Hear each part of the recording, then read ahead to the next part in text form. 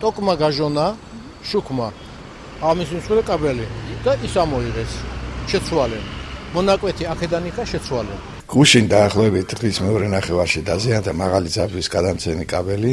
ოპერატიულად შეიქმნა საჭირო მისი შეცვლის, ამის შეცვლაზე ნებართვა სათანადო ორგანოებმა ყველას ვისაც კი ხელს ეწიფება და აღგნება გაცემული იყო. ეს თვითნებურად არაფერი არ გაკეთებულა.